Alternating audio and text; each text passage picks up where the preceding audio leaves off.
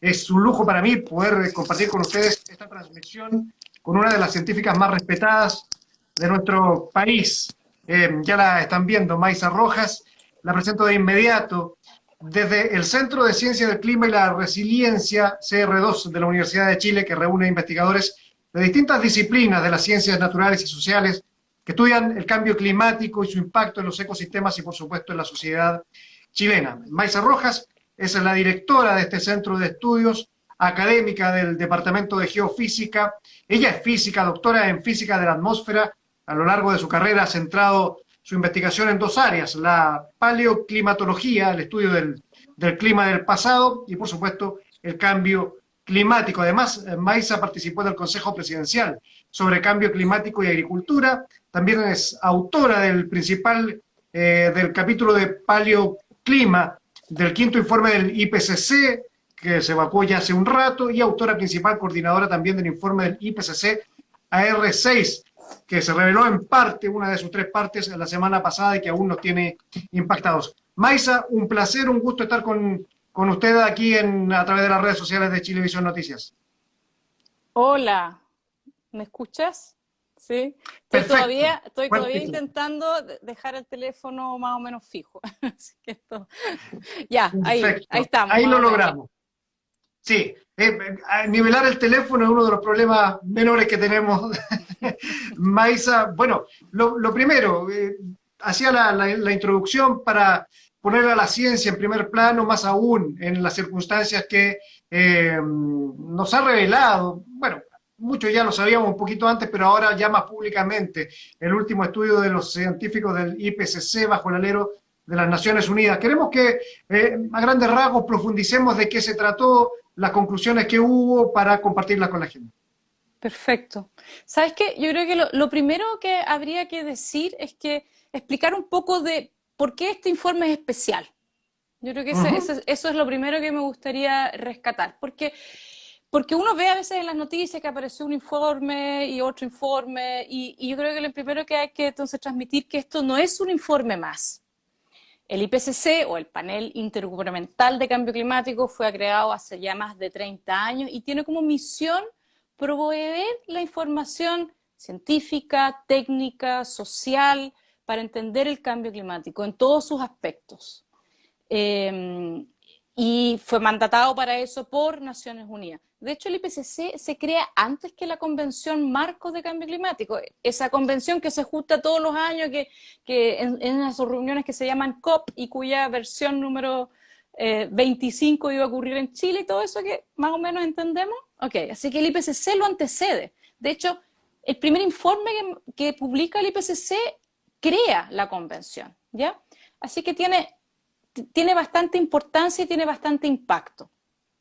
Entonces, cada 6-7 años escribe estos informes, que son unos mamotretos, la verdad las cosas, son casi 4.000 páginas, y está dividido, como tú bien dijiste, en 3 grupos de trabajo, y lo que se acaba de publicar es la parte del entendimiento de la física, y por eso estoy yo ahí, porque yo soy física. Ok, así es que es un trabajo que nos demoró 3 años, se hace entre 200 y tantos autores de 65 países. Y lo otro importante es que el IPCC no hace su propia ciencia, ni monitorea el clima, sino que lo que hace es evaluar la investigación científica que está publicada. Y eso lo hace a través de un proceso, bueno, ha pasado 30 años, entonces está bien afinado ese proceso, pero dura 3 años, lee todos los artículos, escribe un informe, se revisa, pasa por un proceso sucesivo de revisiones y también de refinamiento del mensaje, y eso entonces es lo que hace tan especial a este informe, no es un informe más. Ok, ya, habiendo explicado eso, ahora sí, déjame intentar contar algunos de los mensajes, porque como tú bien te podrás imaginar, son muchos. Pero para entender también, o sea, ¿cómo nosotros entendemos el cambio climático? Bueno, como todos los científicos y científicas, obviamente tenemos observaciones, ¿verdad? Uno tiene que observar el mundo para ver qué es lo que le está ocurriendo. tiene observaciones, entre comillas, con instrumentos, pero también paleoclimática, que como tú también mencionaste, alguna vez estuve involucrada en ese capítulo y eso es a lo que yo me dedico, y eso se hace entendiendo cómo el clima deja una marca en el planeta, en la geología en particular, ¿ya? Así que observaciones, paleoclima, entendimiento teórico. Tenemos ecuaciones, tenemos entendimiento teórico, y la verdad las cosas es que el entendimiento teórico de qué es lo que produce y qué es lo que va a producir el cambio climático lo tenemos desde el siglo XIX. Y además de eso, tenemos en general modelos que corremos en un gran computador, y con eso sobre todo lo usamos para mirar el futuro. Ok, así que juntamos toda esa evidencia, y ¿qué es lo que nos dice el informe? Nos dice que estamos observando cambios que son generalizados, muchos de ellos están ocurriendo de una manera muy rápida, muchos de esos cambios se están intensificando, y muchos de estos cambios no tienen precedente. No tienen precedente en cientos de años, en miles de años, incluso en cientos de miles de años, ¿ya? Así que nos da como esa visión desde el presente hacia atrás. Bueno, nos dice que el planeta desde fines del siglo XIX se ha calentado, y acuerden de ese numerito, este es el único número que se tienen que acordar de hoy día, 1.1 grados Celsius. Uno podría decir 1.1 grados Celsius no es mucho, ¿verdad? Pero recordemos que este es un número que promedia el planeta, la temperatura de todo el planeta a nivel global, y en un año. Y nosotros sabemos de que, no sé, pues el cuerpo humano tiene una temperatura de 36,5, estar con 37,6 grados, uno está enfermo y uno se siente pésimo, ¿verdad? O sea, efectivamente hace una diferencia. El informe nos dice que si uno quiere encontrar cuándo el planeta en el pasado estuvo tan cálido como lo que es hoy en día, hay que irse 125.000 años atrás, donde las civilizaciones humanas no existían. ¿Okay? Esa es la última vez que el planeta estuvo así de cálido como lo que está hoy en día. Ya, lo Sí, otro muy importante, perdona, si quieres me haces una pregunta para que yo, porque si no yo... para ir matizando Sí, solamente, Maisa, exacto. claro, porque tú le das un contexto histórico, ¿no es verdad? Claro, hablas de 125.000 años, digamos que la civilización como la conocemos hoy, el ser humano sedentario, con la agricultura, en fin, retrocedemos a 10.000, 12.000 años recién. Exacto. Ahí comienza a cambiar la historia del ser humano, a modificar su entorno también, porque antes éramos cazadores, recolectores, íbamos buscando lo que la naturaleza nos daba y nos íbamos proveyendo de ella. Luego nace la agricultura, ¿no es verdad?, hace 10, 12.000 años, y luego viene un largo proceso, comienza la historia, digamos, con la invención de la escritura, y hace aproximadamente 200 años viene esta revolución industrial en donde el petróleo y todos sus derivados nos cambian la manera de ver el progreso, digamos, la economía, de movernos, y comienza la industrialización, la gente migra del campo a la ciudad, en fin, y comienza todo un proceso de aceleramiento hacia lo que desembocamos hoy. Y cuando Maisa habla de aquel 1,1 grados Celsius sobre el promedio, estamos estableciendo que es a partir de ese momento. Ese es el límite en que medimos ese Esa es la 1,1 base. grado, esa es la base, sobre el promedio de la Tierra.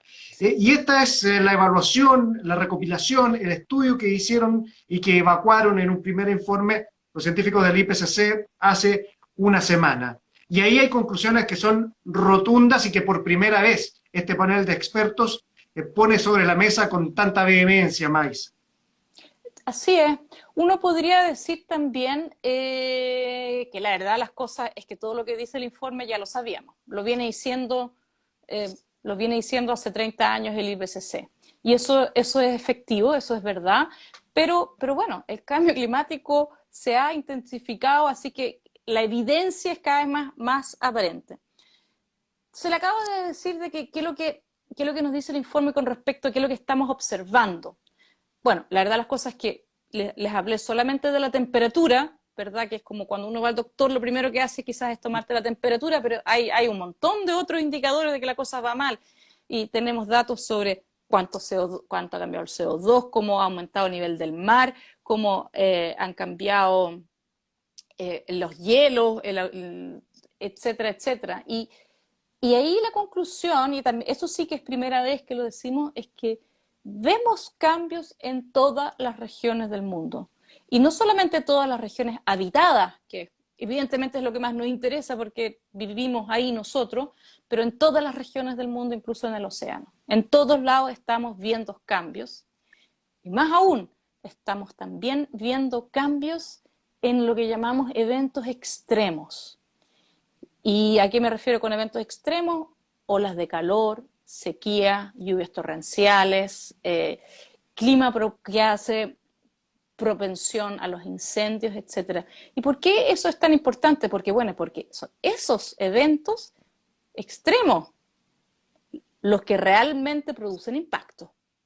¿Ok? Así que el informe entonces dice que lo estamos observando, y lo otro es que todo el calentamiento que hemos observado y muchos de los otros cambios que acabo de mencionar lo podemos ahora asociar directamente, causalmente, con actividad humana. O sea, esto no es natural, sino que está directamente causado por nuestras actividades, dícese, quema de combustibles fósiles, inyección de CO2 hacia la atmósfera. Él es el causante número uno, el responsable número uno. Hay otros también, pero ese es el más importante. El ser humano entonces como factor de cambio, en este caso con el calentamiento global, algo que es irrefutable. Y bueno, vamos a saludar un poquito a la gente que está conectándose. Tremenda entrevistada, nos dice Macarena Muñoz. Saludamos a Felipe Barría también. Gran entrevistada, nos dice Rodrigo Varas. Salúdeme, caballero, Carlos. Hola, Carlos. Gracias por la instancia, nos dice Titat. Carlos Sebastián Soto también está conectado. En fin, agradecemos y también los invitamos a que se sumen y las consultas que tengan para Maisa las respondamos. Ahora ya está este informe que han evacuado Maisa, y como decías al comienzo, este informe es la base, es lo que ustedes le entregan a los gobernantes del mundo.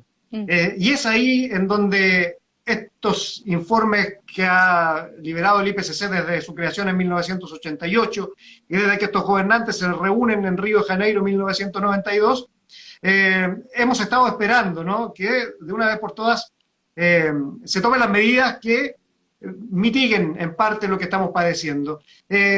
Hablemos un poquito de eso, porque se viene la COP26 en Glasgow, en Escocia, ya en noviembre. ¿Qué impacto crees tú tendrá este informe tan categórico, bueno, y las otras partes que vendrán en un futuro, para los tomadores de decisiones? Esa es una pregunta difícil para mí de responder, porque yo estuve involucrada en el informe y bueno, obviamente mi tarea ahora está en difundir el informe, ¿verdad? Lo que estamos haciendo hoy en día, discutir sobre el informe.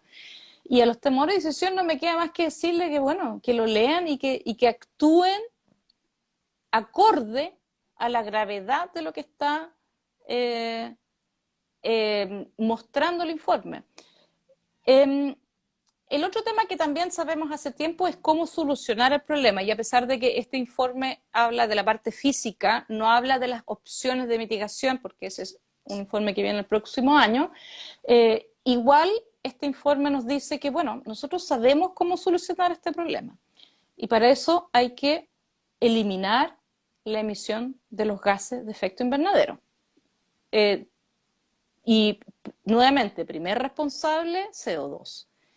El informe dice muy claramente, cada tonelada de CO2 que entra a la atmósfera, ¿ya?, cada tonelada de CO2 producto de que estamos quemando un combustible fósil que entra a la atmósfera, va a producir calentamiento. Y la única manera de limitar el calentamiento es con reducciones profundas, inmediatas y sostenidas. Podemos decir que tenemos que llegar a emisiones netas cero al año 2050. Eso es en 29 años más. Así que tampoco vamos a estar vivos todavía. ¿ok? Vamos a estar, probablemente todos los que están escuchando hoy en día, vamos a estar todos vivos, y lo que está diciendo la ciencia aquí, y ese es el compromiso, de hecho, que también tenemos en Chile, es que en 29 años más vamos a vivir en un mundo muy distinto, en que para producir energía no vamos a quemar más petróleo. Para movilizarnos no vamos a quemar más petróleo, para producir comida no vamos a producir más gases de efecto invernadero, etcétera. Así que es una transformación muy profunda que debe ocurrir en las próximas décadas. Eso, debe ocurrir. Ustedes ya han puesto la evidencia ahí y es lo que tenemos que empujar. Ahora, ¿cómo comunicar esta gravedad que dice usted a la ciudadanía, a la gente que de repente está preocupada del sobrevivir día a día, digamos, con el efecto de la pandemia, la crisis económica, en fin?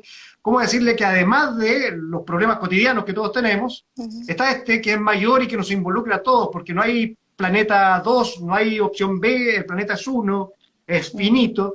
¿Cómo comunicamos eso y llegamos a la gente, Maísa? Claro.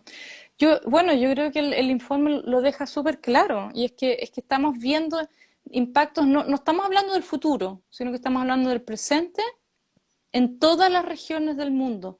Y no solamente estamos observando cambios que uno podría decir, bueno, volverá a cambiar, esto siempre ha cambiado, sino que estamos observando cambios que son en gran medida ya irreversibles.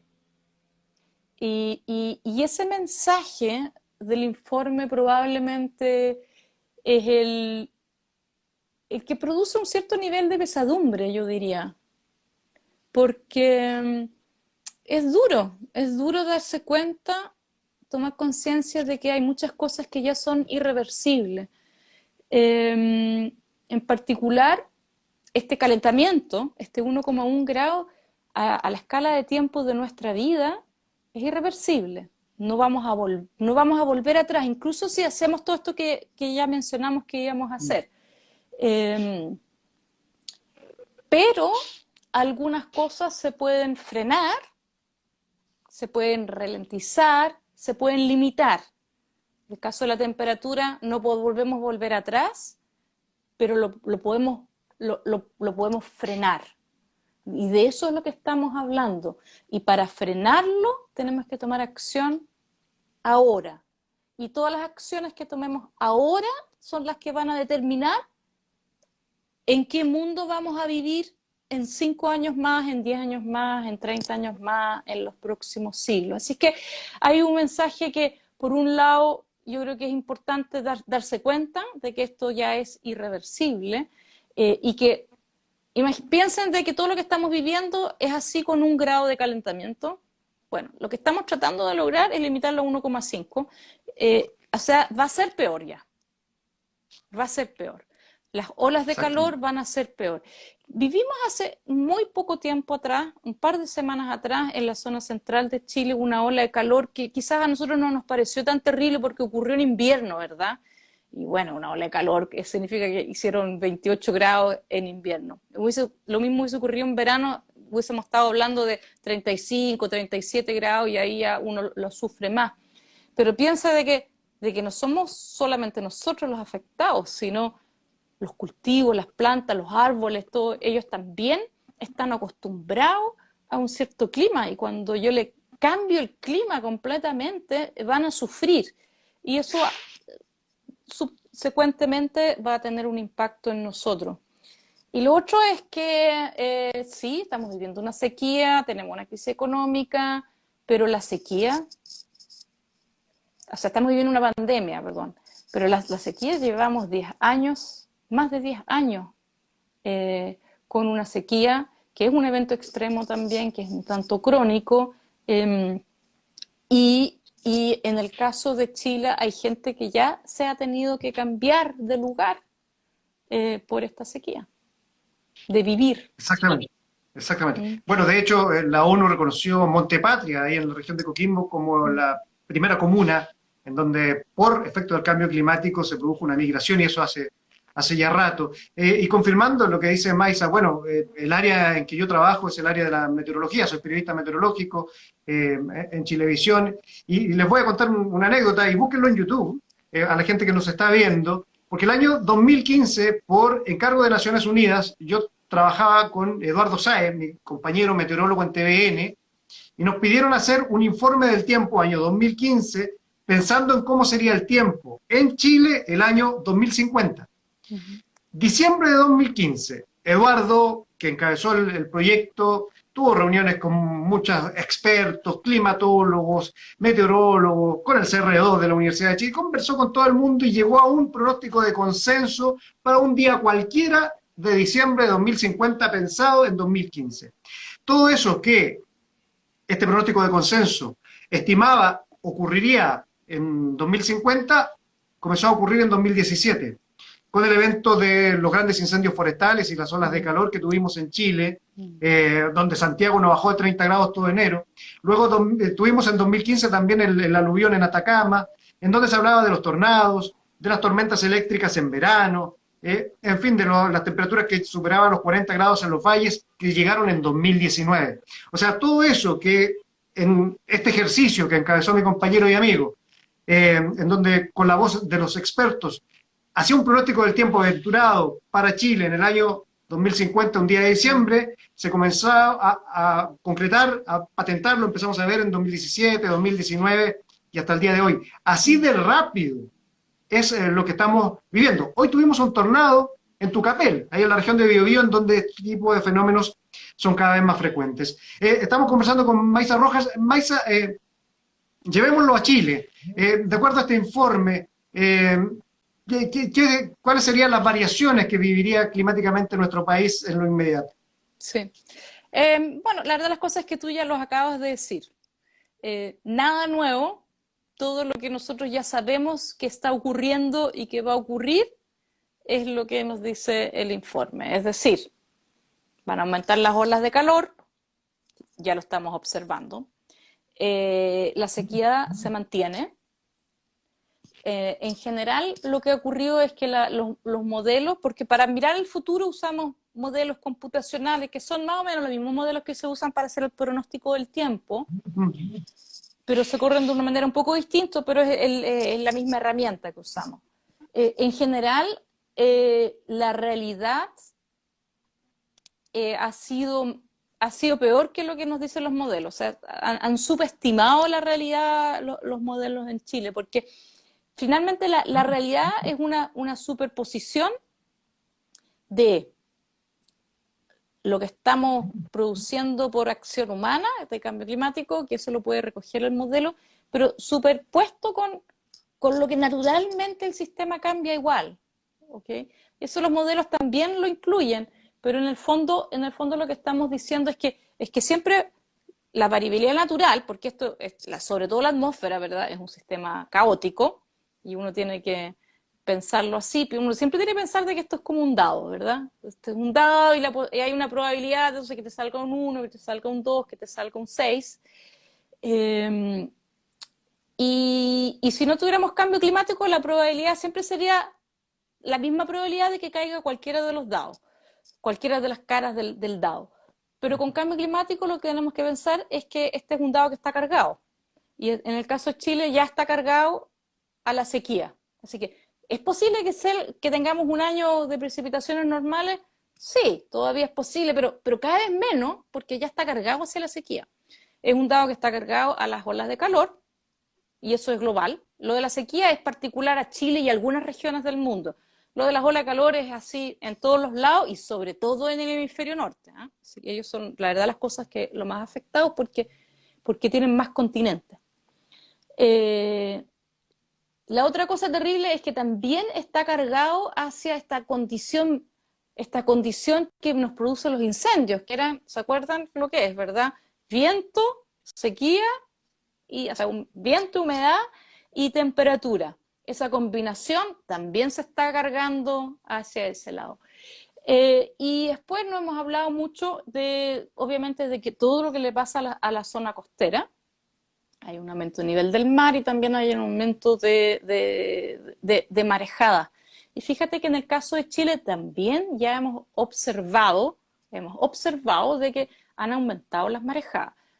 No hemos hecho estudios que atribuyan, o sea, que digan causalmente esto también tiene que ver con cambio climático, pero como que huele a cambio climático, digámoslo así, ¿ya? Pero nos faltan algunos estudios ahí. Perdón, y la otra gran tema es obviamente la falta de nieve y del derretimiento de los glaciares, y eso tiene también, o sea, nuestra cordillera son nuestras torres que nos guardan el agua en invierno para darnos el agua en verano cuando no llueve. Así que Sí, agua es el gran problema. yo sé que lo de ustedes es la ciencia, en fin, pero la institucionalidad tiene que también marcar a defender esos recursos que nos están quedando y que son cada vez menos, ¿no? Por ejemplo, ¿se hace imperativo, según su opinión, tener una ley que proteja los glaciares, por ejemplo? Mira, el informe es súper claro. Lo que hemos observado en las últimas décadas es que hay un retroceso global, sincrónico, de todos los glaciares del mundo, que no habíamos visto en los últimos 2000 años, ¿ya? Eso es lo primero que nos dice. Y lo otro que nos dice es que los glaciares se van a seguir derritiendo por las próximas décadas. Y lo podríamos frenar si es que logramos limitar el calentamiento a 1,5 grados, ¿ya? Así que también hay algo de irreversibilidad. Y entonces, eso es lo que nos dice la parte física del entendimiento del cambio climático. Entonces, ahora la pregunta es, quiero yo, ya que esa parte es irreversible y la única manera que tengo de frenarlo es haciendo mitigación, o sea, limitar el calentamiento, eh, quiero exponer a estos glaciares a otras amenazas, amenazas como humanas extra. Yo diría que no, porque en muchas de las regiones de Chile esta agua es muy crítica, obviamente, para el agua, sobre todo en verano, cuando no llueve. Entonces yo diría que me parece natural pensar de que hay que protegerlos. Sí. La forma en que Chile enfrenta la seguridad hídrica es deficitaria. Le leí por ahí uno de sus artículos, no sé si fue una entrevista. Se requiere una gobernanza que incluya la realidad del cambio climático. ¿Cómo podemos manejar esta escasez hídrica? ¿Cuáles serían los consejos de la visión de la ciencia para enfrentar este momento? Bueno, lo primero es que, ya lo dije, hay que entender qué es lo que significa lo que yo estoy diciendo acá, ¿ya? Hay que entender, y eso es como un cambio en las reglas del juego. Eso es lo que ocurrió. El clima nos está dando un cambio en las reglas del juego. Y nosotros vivimos en una naturaleza, en un país, en una cierta condición, y nuestras leyes se han basado en ese entendimiento de la naturaleza. Lo que estamos diciendo ahora es que esto está cambiando. Esto ya cambió y va a seguir cambiando. Y por lo tanto tenemos que adaptarnos a estas nuevas condiciones.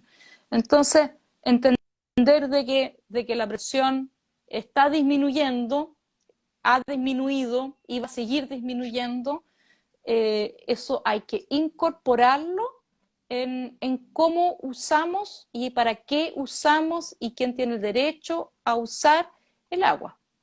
¿Ya? Y no tengo que meterme en otros temas siquiera, eso es lo primero, hay que darse cuenta y hay que adaptar nuestra legislación a esta nueva realidad.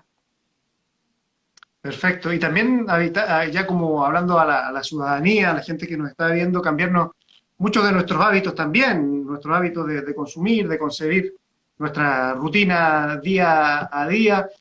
Porque claro, estamos hablando de la emisión de gases de efecto invernadero, el más duradero es el dióxido de carbono que puede mantenerse por siglos en la atmósfera, y nosotros también día a día, a través de todas nuestras actividades, vamos dejando una huella perecedera en nuestra atmósfera. ¿Qué decirle a la gente?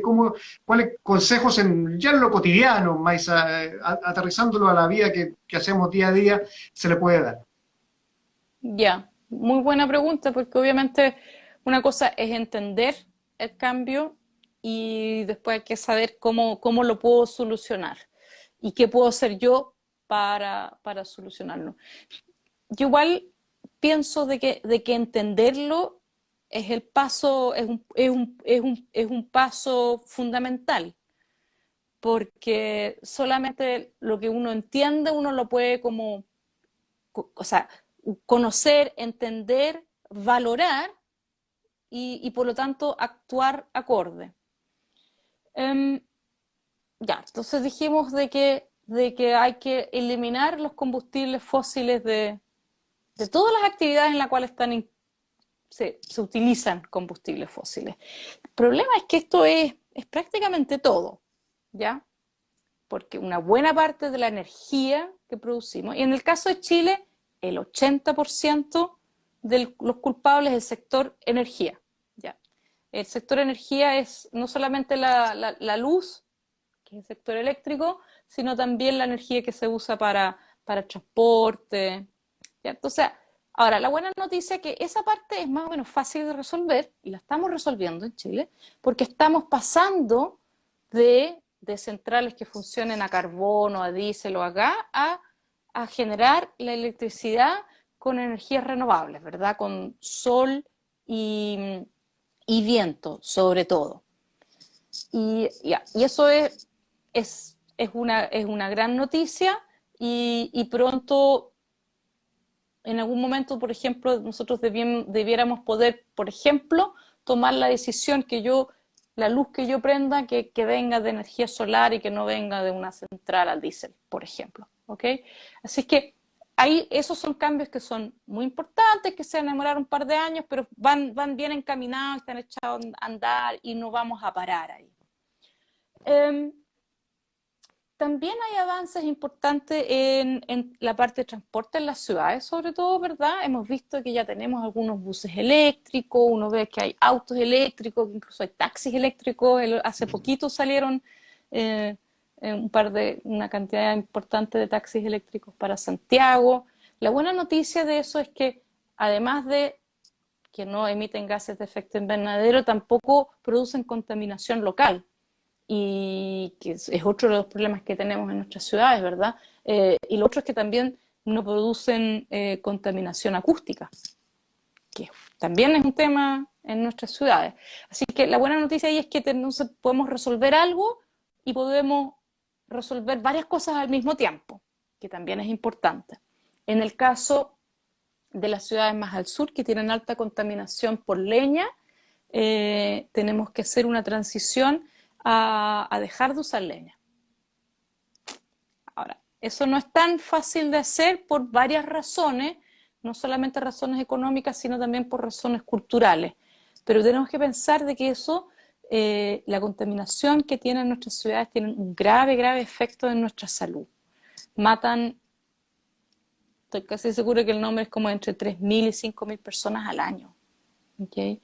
Entonces, resolver este problema también nos va a ayudar a resolver este grave problema de salud que tenemos.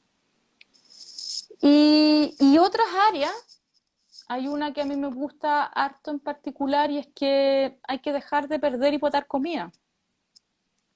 Toda la cadena de producción de alimentos es responsable como de 1/3 de las emisiones.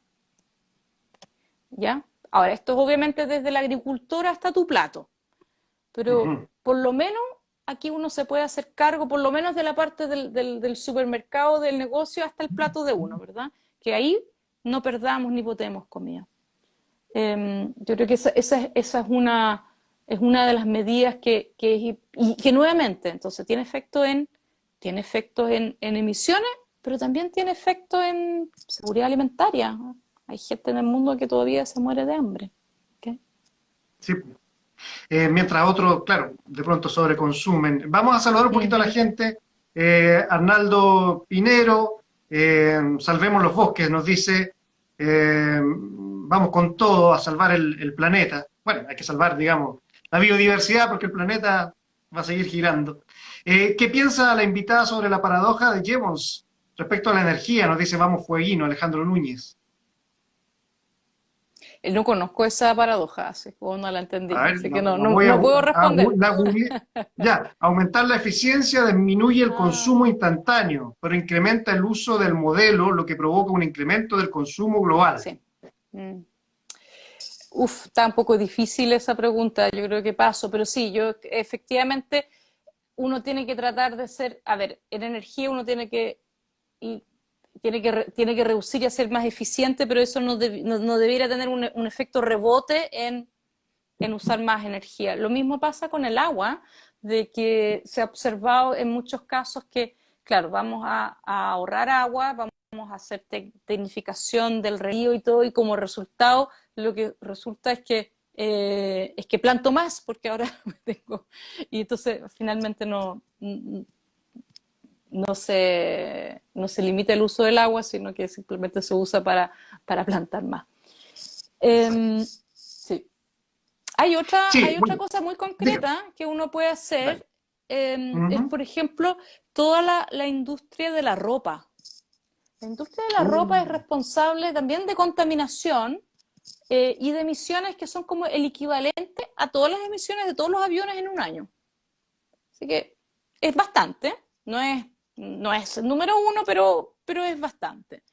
Y estoy hablando acá de la ropa, esta ropa que dura, no sé, pues 3 puestas, ¿verdad? Uno va, compra, la sí, usa 3 veces y después se bota. Claro, no está bien. Algo vamos a tener que hacer con eso. No podemos, porque tiene un efecto muy dañino en el planeta. exactamente, una huella tremenda, el gasto de agua, además que viene de Malasia, de China, en fin, Mm. todo lo que significa eso. Hay un peso detrás de cada uno de los productos que consumimos de repente Mm. sin necesidad de adquirirlos. Y ahí también hay que apuntar a la ciudadanía. Somos responsables de todo, nos dice David. El fast fashion, nos Fast dice fashion, eso. PDR, exactamente. Mm. Llevándolo, digamos, un poquito como la comida chatarra a la vestimenta chatarra. ¿Qué beneficios puede generar la economía circular? Nos pregunta Mm. Mar Montaraz. Claro. Crítico, crítico, totalmente. En el fondo, yo siempre digo que el cambio climático o el calentamiento, este aumento de temperatura, es el síntoma, ¿verdad? Yo voy al doctor, me tomo la temperatura o estoy enferma. Pero no es todo, es el síntoma. Y el síntoma es de justamente de pensar de que el mundo es como infinito y de hacer las cosas linealmente, la cual yo recurso lo uso y lo voto. Como que si uno pudiera votar las cosas, sea, el planeta es finito y funciona a través de ciclos que lo que hacen es reciclar. Si la vida eres, esto es bien maravilloso. No existe vida ni en Marte ni en Venus, pero sí en la Tierra, porque en la Tierra tenemos ciclos que reciclan los materiales, y eso es básicamente porque tenemos tectónica de placas, porque tenemos terremotos. Marte no tiene terremotos, los tuvo, pero como es más pequeño se enfrió y por lo tanto no tiene ningún sistema que pueda reciclar los elementos. Nuestro planeta tiene esa capacidad. Toda la vida a través del proceso de fotosíntesis y la vida microbiana en particular ayudan a todo este reciclaje. Entonces, miremos la naturaleza cómo funciona, cómo se ha mantenido la vida por casi 4 billones de años, 4.000 millones de años en el planeta. No tiene ningún sentido pensar en que uno pueda tomar algo, usarlo y después botarlo. Eso no existe el botar. La materia no se crea ni se destruye, solo se recicla. Así que en ese sentido la economía circular no es otra cosa que volver a mirar la naturaleza, mirar cómo funciona este planeta y eh, para que podamos implementarlo. Bueno, y ahí, claro, si hablamos un poquito más de historia, están las extinciones masivas que han ocurrido a través de la historia de estos 4.500 millones de años de la Tierra, en donde, claro, gran parte de la vida por diversos motivos, digamos, ha desaparecido, pero la misma Tierra se ha reinventado y finalmente llegamos a lo que somos hoy, digamos, en este último ciclo del Holoceno. Rodrigo Varas, hay que salvar el planeta, sobre todo la biodiversidad. Es importante reciclar los residuos orgánicos. En Chile solo se recicla el 1% Chris nos dice. Sí, el tema del reciclaje es otro temazo también, Maisa, ¿no? Sí, a mí me parece que a mí de las 3 R's del reciclaje, a mí la que más me importa es la del reducir, ¿ah? porque lo otro también es un poco hacer un poco más de lo mismo y bueno, por lo menos reciclo. Y yo creo que es importante, ¿eh? Yo creo que es importante porque tenemos que enseñarle a las futuras generaciones que no podemos seguir consumiendo de esta manera y de que uno no, este concepto de que las cosas se botan y van a desaparecer no es real. Y el reciclar lo orgánico es un proceso súper bonito de ver además. Ver la transformación de un resto de manzana o de un resto de tomate y verlo en un par de meses más, verlo transformado en tierra y después a mí me parece fascinante. Yo vivo en departamento, antes vivía en casa y claro, ahí uno lo puede ver súper bien, pero incluso en departamento yo tengo una lombricera con unas lombrices que me ayudan a hacer el proceso y yo creo que sí, sobre todo si uno tiene hijos, es bonito hacerla, más que la basura queda limpia, no queda, no queda, no queda hedionda, no queda sucia, etcétera. Así que bueno hacerlo. Arnaldo Pineiro nos dice, en nuestros hogares, lo que tenemos en casa con patio, podemos usar el agua de la lavadora para regar árboles y plantas y el huerto, se llaman aguas grises, claro, claro, con los detergentes adecuados, por supuesto. Macarena Muñoz, Chilevisión, gracias por este espacio, excelente entrevistador y entrevistada, gracias Macarena. Más espacio como este se necesitan. Una de las cosas que en el último tiempo más que los medios estén considerando más la ciencia se ha ganado su espacio y el espacio que cada vez merece, ¿no, Maisa? Y es requete importante que tomemos estos espacios y le demos la finalidad que en el fondo es el bien común, que todos estamos buscando. Así que ya tenemos que ir cerrando esta emisión. Te agradezco infinitamente el haberte dado el tiempo por conversar con nosotros y te dejo abierto estos minutos, si tú quieres, para volver a repasar lo que significó aquel informe o tal vez darle un mensaje a la gente que se acerca a la ciencia y de paso que también a la gente conocer todas estas bases pueda exigirle también a sus gobernantes, a sus alcaldes, a sus concejales, hasta los gobiernos, en fin, que actúen ante esta emergencia climática y ecológica también que estamos viviendo. Maisa, por favor. Sí, ya, me gustaron mucho las dos cosas que tú dijiste. Una es que tenemos súper claro de que existe una relación indisoluble entre la naturaleza y el ser humano. Yo creo que eso es lo primero. Uno tiene que darse cuenta, reconocer y actuar, ¿ya? Sin naturaleza no existimos. Y la crisis de biodiversidad es probablemente una crisis más grande, más compleja aún que la crisis climática, porque la crisis de biodiversidad está asociada a nuestra acción directa sobre ella y además el cambio climático también actúa sobre ella, ¿ya? O sea, está como doblemente afectada, directamente e indirectamente. Yo creo que eso es un tema que hay que reconocer y yo confieso, como no soy ecóloga, me di cuenta, como que, no sé, como que lo sentí, cuajó en mi mente, en mi corazón, en mi guata, hace no mucho tiempo, yo creo que fue el 2019, con un informe de lo que es el equivalente del IPCC, que se llama IPBES, que ayuda a la Convención sobre Biodiversidad, cuando ese informe dijo que íbamos a perder, no sé, 1 millón de especies.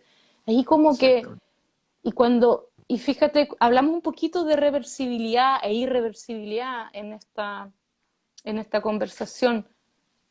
Una extinción es para siempre. Eso es lo más irreversible que puede haber.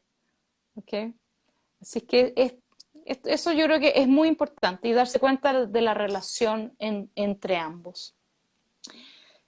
Y el otro tema que tú mencionaste, que yo también me parece que es fundamental acá, y es que hablamos de hartas cosas que uno podía hacer, y yo creo que es importante hacer cosas uno mismo para tener un relato coherente con uno mismo, porque uno no va a andar pidiendo cosas y en su casa después no hace nada. Yo creo que eso es fundamental para la coherencia interna.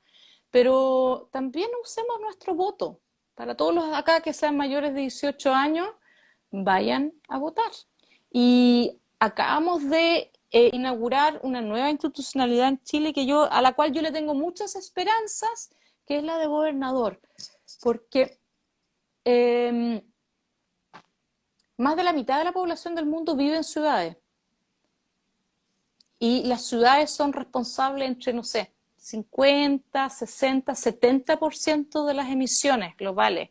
Así que si tú me dices, ¿a dónde hay que atacar para resolver el problema? Bueno, las ciudades parece como el lugar. ¿Okay? En el caso de Chile, el 90% de los chilenos vivimos en ciudades.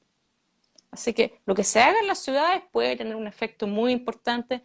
Aprovechemos, exijámosle a nuestros nuevos gobernadores y gobernadoras que implementen medidas para resolver la crisis de biodiversidad y la crisis de cambio climático. Esos serían mis mensajes finales.